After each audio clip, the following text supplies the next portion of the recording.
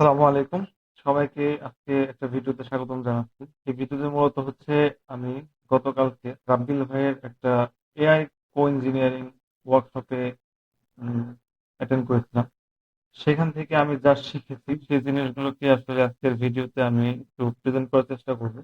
সেশনটা প্রায় লং ছিল, 90 minutes plus. তো এখানে আমি চেষ্টা করব সেই জিনিসগুলোকে 5 থেকে 10 মিনিটের ভেতরে আপনি যাতে বুঝতে পারেন যে আসলে সেখানে কি কি জিনিস নিয়ে আলোচনা করা হয়। তো এর জন্য আমি আমার স্ক্রিনে যাই এবং স্ক্রিনে যাওয়ার পরে আমি একটা স্লাইড শেয়ার করব এবং এখানে আহ, আমি চেষ্টা করব যে একটা সামারি দেওয়ার জন্য কিংবা একটা ট্রেইলার টাইপের দেওয়ার জন্য, যাতে যারা দেখে নাই তারা যাতে খুব আগ্রহ পায় এবং যারা অলরেডি দেখেছে তারা যাতে আহ, এটা ভিডিওটা দেখার মাধ্যমে অল্পতে রিক্যাপ করতে পারে। তো ভিডিও প্রথমে ভাইয়া আমাদেরকে যে জিনিসটা শিখিয়েছে সেটা হচ্ছে এআই কো ইঞ্জিনিয়ারিং এবং ভাইব কোডিং, এই দুইটা জিনিসের মধ্যে আসলে পার্থক্য মানে এই জিনিসটা যে ভাইব কোডিং বা এআই কো ইঞ্জিনিয়ারিং এই জিনিসটার মধ্যে পার্থক্য সেটাই ভাই আমাদেরকে শিখিয়েছে। তো ভাইব কোডিং হচ্ছে যে কোডার আসলে জানে না, সে শুধু জানে যে তার এরকম একটা ওয়েবসাইট দরকার এবং সে তারপরে এআই কে একটা প্রম্পট দেয় এবং এআই তারপরে সে রিকোয়ারমেন্ট ফুলফিল করার জন্য যা খুশি তা করে তার রেজাল্ট দিয়ে দেয়। এখানে এআই যা দেয় তাই গ্রহণ করে এবং যে কোডার তার কোনো কন্ট্রোল নেই এর উপরে। অন্যদিকে এআই কোন ইঞ্জিনিয়ারিংটা হচ্ছে একটা ইঞ্জিনিয়ারিং মাইন্ডসেট। এখানে যে কোডার সে জানে আসলে সে কি চায় এবং সে এর জন্য যা যা করা দরকার সকল কিছু এমন ভাবে করে যে এআই যে আউটপুট দিচ্ছে সেটাও সে প্রেডিক্ট করতে পারে এবং পরবর্তীতে যদি কোনো ধরনের বাগ বা কোনো ধরনের এরর আসে কোডার সেটাও ফিক্স করতে পারে, কারণ সকল কিছু তার জানা, তার তার কন্ট্রোলের ভিতরে এটা। এখানে আমি একটা ছোট্ট এক্সাম্পল যদি অ্যাড করার চেষ্টা করি, সেটা হচ্ছে যে ভাইব কোডিং অনেকটা হচ্ছে যে আমার জ্বর আসছে আমি নাপা খাচ্ছি, এরকম জ্বর আসছে প্যারাসিটামল খাচ্ছি।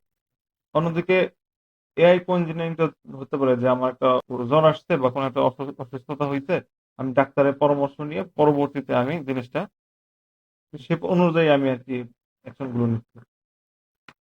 এরপরে ভাই আমাদেরকে প্রথমে যে জিনিসটা নিয়ে আলোচনা করছে সেটা হচ্ছে টুলস।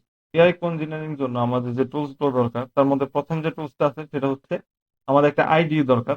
এবং এই আইডি হিসেবে আমরা যে কোনো ধরনের আইডি ইউজ করতে পারি, ভিএস কোড, কার্সর আছে, তারপর উইন্ডসার্ফ আছে, আর হচ্ছে মডেল।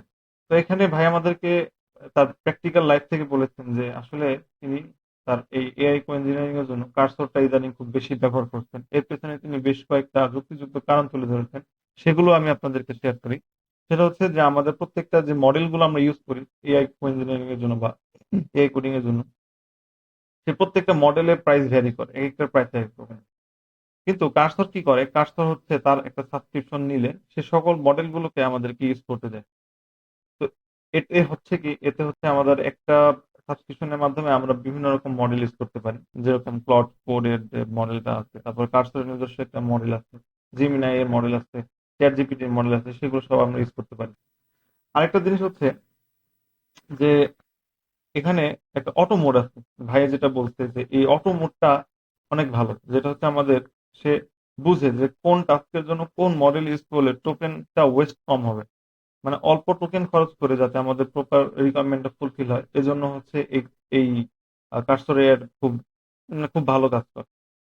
আরেকটা জিনিস হচ্ছে কার্সরের যে ডিফল্ট যে মডেলটা আছে, কার্সরের যে মডেল সেই মডেলটা হচ্ছে সব থেকে ফাস্ট কোড ডেলিভারি করতে পারে অন্যান্য যে কোনো মডেলের চাইতে। হ্যাঁ, স্মার্ট হতে পারে অপাস 4.7, বাট কার্সরের মডেলটা সব থেকে দ্রুত কোড ডেলিভারি করতে পারে।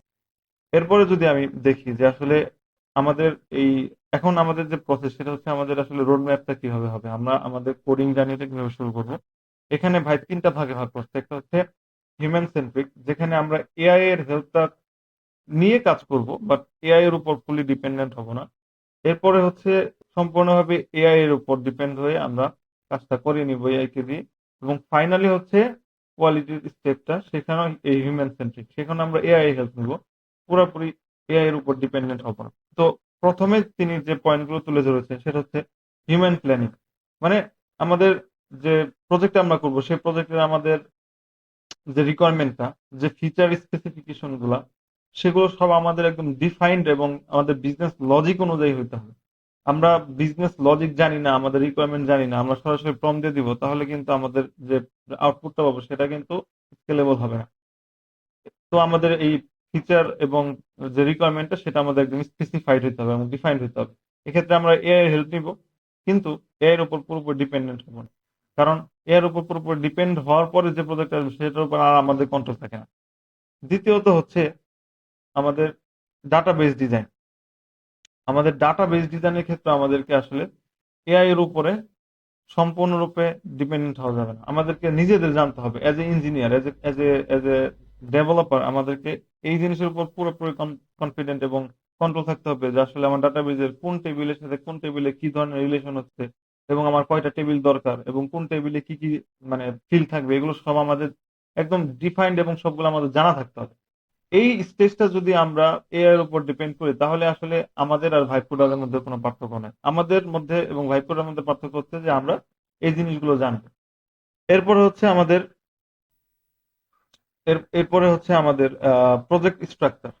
আমরা জানি যে আমরা বিভিন্ন রকম স্ট্রাকচার ফলো করতে পারি, আমরা বিভিন্ন রকম প্যাটার্ন ফলো করতে পারি, মডিউলার হতে পারে অথবা দেখা গেছে এমভিসি প্যাটার্ন ইউজ করতে পারি বা বিভিন্ন রকম প্যাটার্ন ইউজ করতে পারি। তো আমরা আমাদের কোড বেজে কোন স্ট্রাকচারটা ইউজ করবো সেটা আমরা আগে ডিফাইন করে দিই, যাতে কোনো কারণে যদি কোনো আরেকটা জিনিস ভাই এখানে বলছে যে এটা ডিফাইন করার প্রয়োজনীয়তাটা কি। প্রয়োজনীয়তাটা হচ্ছে যে আমাদের এআই হ্যালোসিনেট করে এবং একই প্রম্পটে সকালে এক ধরনের আউটপুট দেয়, বিকালে এক ধরনের আউটপুট দেয়। তো আমাদের যদি ফোল্ডার স্ট্রাকচারটা যদি ডিফাইন করা না থাকে তাহলে দেখা যাবে যে একটা প্রম্পটে সে এক ধরনের ফোল্ডার স্ট্রাকচারের মাধ্যমে কোড করেছে, সেখানে কোনো একটা ইস্যু হলে আমরা যখন আবার প্রম্পট দিব সে করবে কি, সেটা অন্য একটা স্ট্রাকচারে ফলো করে সেই সলিউশনটা করবে, যাতে কি হবে আমাদের মানে কোডটা পুরো মেসি হয়ে যাবে এবং এই কোড নিয়ে আর সামনে আগানো যাবে না। সো আমাদের এই জিনিসটা এনশিওর করতে হবে, ফোল্ডার স্ট্রাকচারটা আমাদেরকে ডিফাইন করে দিতে হবে। এরপর হচ্ছে আমাদের কোডিং স্ট্যান্ডার্ড।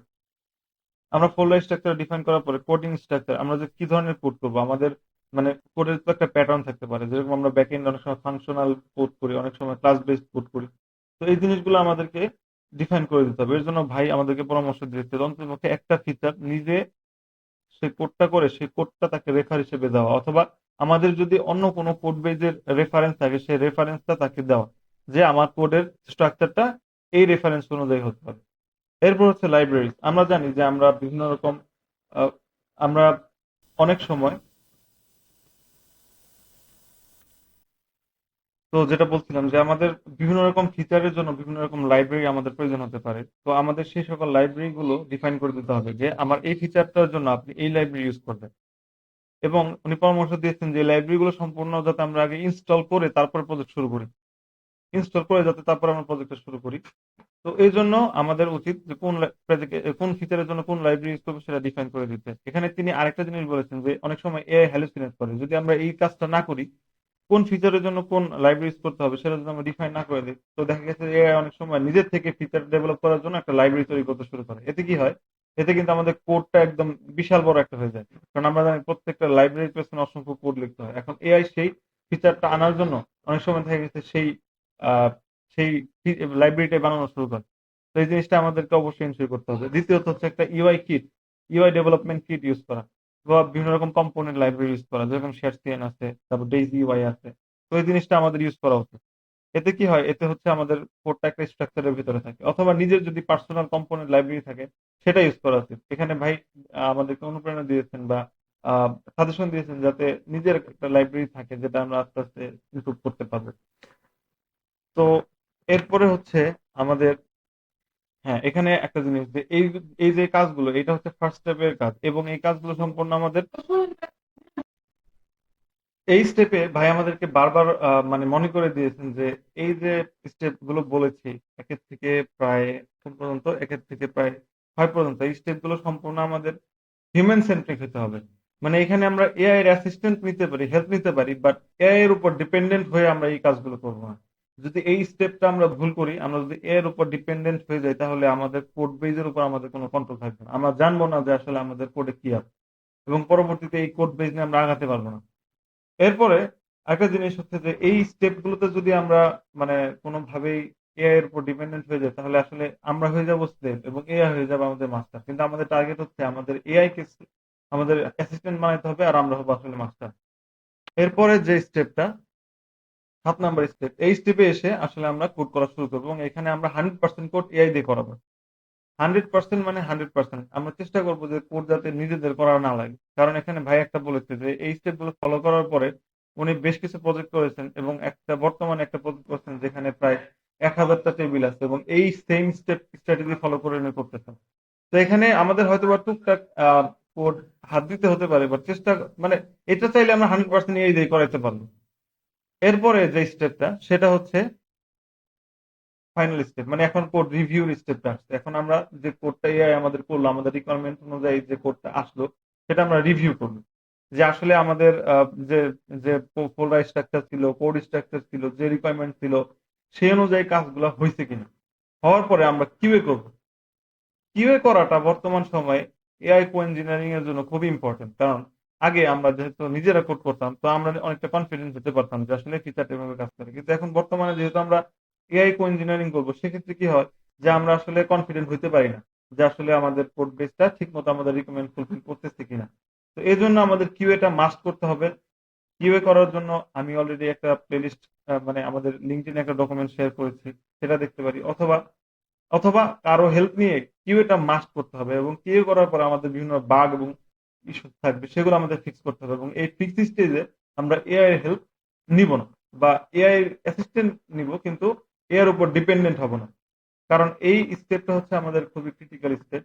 আমাদের মেইন কোডিং ফেজ শেষ, এখন আমাদের হচ্ছে আহ, যে ফেজটা আছে সেই ফেজটা শেষ করার পর আমরা ডিপ্লয়মেন্টে যাবো। তো এখানে আমাদের উচিত বাগগুলো নিজে নিজে ফিক্স করতে পারা। এরপরে হচ্ছে আমাদের ডিপ্লয়মেন্ট এন্ড রিলিজ। আমাদের এই স্টেপে এসে আমরা আমাদের যখন বাগও ফিক্স হয়ে গেছে, কোয়ালিটি অ্যাসিওর হয়ে গেছে, এখন আমরা আমাদের প্রজেক্টটা ডিপ্লয় করব, এবং আমরা ডিপ্লয় করার পরে আমাদের বেটা ভার্সনটা রিলিজ করে দিতে পারবো। তো এটাই ছিল ভাইয়ের ওয়ার্কশপের একটা মোটামুটি সামারি। এখানে আমি চেষ্টা করেছি হচ্ছে ভাই যে জিনিসগুলো উনি আমাদেরকে তুলে ধরেছেন সেগুলো যাতে খুব সহজেই আপনাদের কাছে তুলে ধরতে পারি একটা সামারি আকারে, যাতে আপনারা উপকৃত হন। ধন্যবাদ। আপনারা আশা করি অনেক উপকৃত হয়েছেন, এবং পরবর্তী পরবর্তী যদি নেক্সট উইকে উনি আরো একটা ওয়ার্কশপ আনবে, সেখানে যদি ভাই কোনো কিছু আলোচনা করে আশা করি সেখান থেকে কোনো একটা সাময়িক ভিডিও আমি দেওয়ার চেষ্টা করবো। আসসালামু আলাইকুম।